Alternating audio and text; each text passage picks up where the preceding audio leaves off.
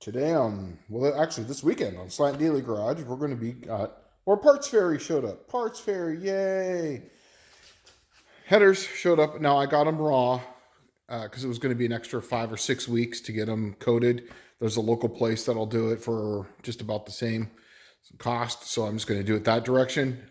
It just makes things faster since I can actually fit things. So yeah, if you want to know what I'm working with, that is the part number right there. TTI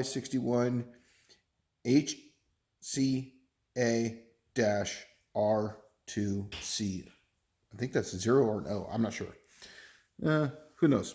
Anyways, I will find it and I'll put a link in the bottom.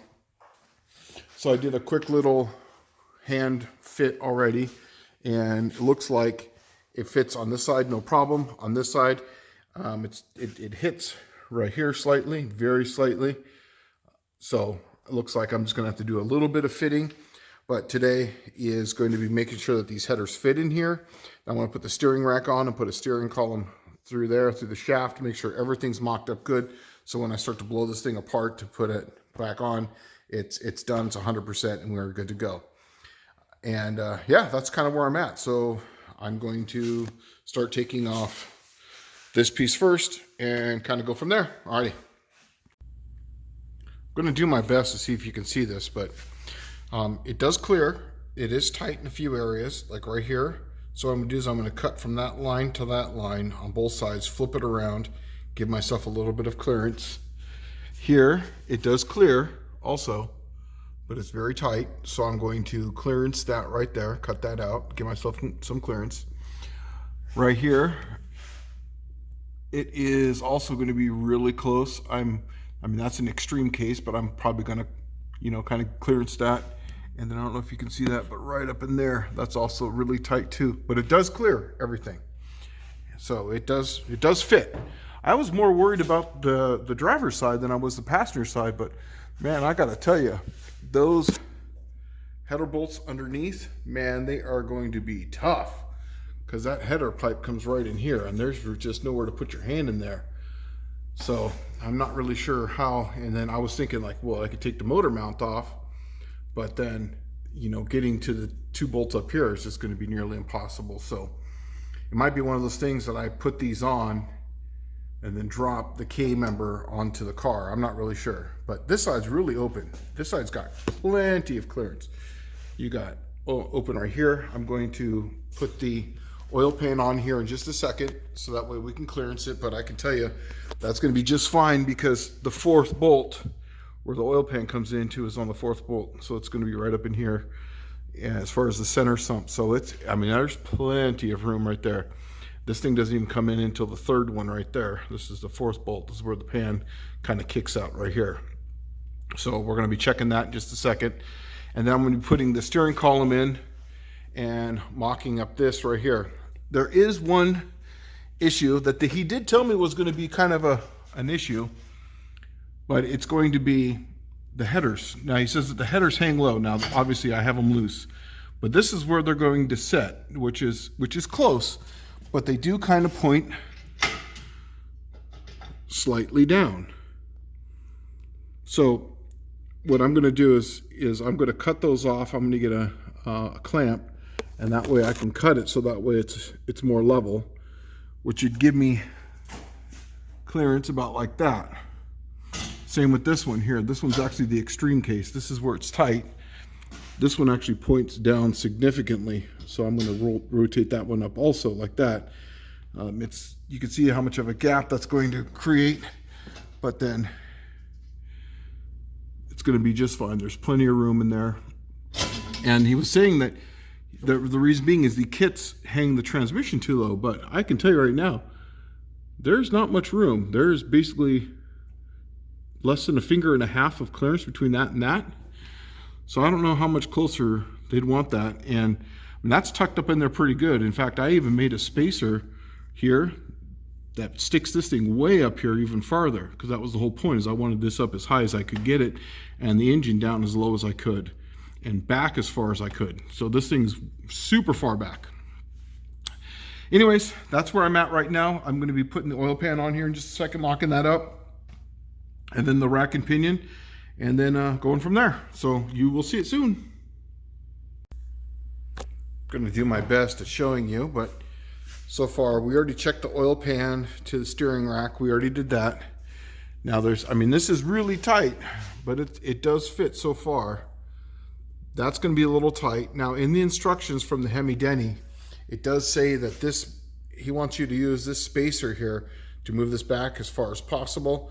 I might be having to move this slightly forward. I can cut this, and whatnot and get it in there. But I'm going to lower this thing down and get it in there. But as far as that, oil pan doesn't come even close to the headers. So, which is good. So it's got plenty of room. And what I like about it too so far is that, if you notice, it's all up there. Just a little bit of this right here hangs down. That's it. So I might even shave that down just a little bit to kind of give it a little bit of space there, because I definitely wanted to put some sort of pan underneath this if I could, to keep some of the aerodynamics, underneath and whatnot. And the whole idea too is to keep the headers up inside here also, with the exhaust. Eventually though, how I was going to do this, for right now, I'm going to do the old school. Basically, I'm not going to run any flow dogs. No way. I'm going to be, I think it's the Holley Flow Max muffler. They work bitchin'. I'm going to put them in here and then just put turn downs right out through there that point straight out like that on either side, and just kind of go from there. And yeah, because this thing's going to be tucked up in there pretty good, so there'll be plenty of room right in here for muffler. And I'm a tube, instead of running it up and over, trying to get a tube through here, I'm probably going to run it underneath here and just put band clamps on it. I don't know yet, but we'll see. That's probably how I'm going to do it, because this thing's going to be not really lowered, but it's definitely going to be up in there.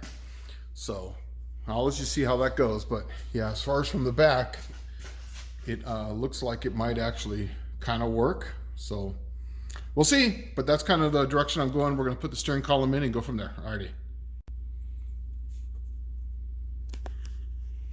All right, so what we're doing here is that we're putting the pedals in. The first thing you have to do is make sure you tighten up those bolts, because that's what's going to set the pedals where they're supposed to be. So I just got 4 nuts, some washers, tighten those up, and then let's move in here. So that way you can kind of see what I'm doing here. I'm putting these in, and then you can put these in here, because this thing is designed to move back and forth, so that way it fits. And then up in here is the bracket that goes and holds it where it's supposed to be square. So I tighten down those 4 up there. Then I'm going to tighten up these, and then we're going to put a steering column in here on these, so that way we can get the double D shaft where it's supposed to be, and then we can cut all that to length. But then yeah, this is where it's going to be. And then I took this out here. This is my e-brake, but I'm definitely going to put this back in, because I definitely want this 100%.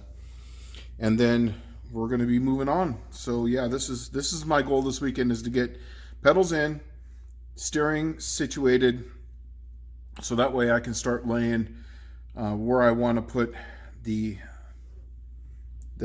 master cylinder for the clutch. It's going to go through that little hole right there, that one, and that way I get this all situated. So that way when I put this back in, I'm not trying to fabricate things when I'm doing final assembly. Best time to do it is when it's now, when things are where they're at. But so far everything looks good. These, like I said, these are 50-year-old cars. They're not, and these were the Hondas of their day. They were just, the shit boxes that people just put together. So, when it comes to like TTI and Modern Muscle and Modern Driveline and whatever, they do the best they can with these, because remember, these things were just slammed together. In fact, these things all move. They're only tack welded in a couple spots, and on this side there is no tack weld. There's one, two on this side, and this thing moves back and forth almost, a full inch or so before these bolts go in here. So it is what it is, and that's why you tighten up those. That's going to align it. Then you kind of put these in here, and then you put those up in there, and then this here, look at all that adjustment they put in there. That's over 2.5 inches. so that way it can all line up. So anyways, that's where we're at moving forward. Alrighty. Okay, so a lot of this stuff is temporary, especially those bolts there and washers and whatnot. I had to move this thing all the way over to the side here, but this is pulled back as far as I can get it without elongating any of these holes and whatnot. So those are in there, those are in there, it's in there, and that's kind of where it is. Pedals are in there. And then as far as where it sets right now, that's about how close it comes.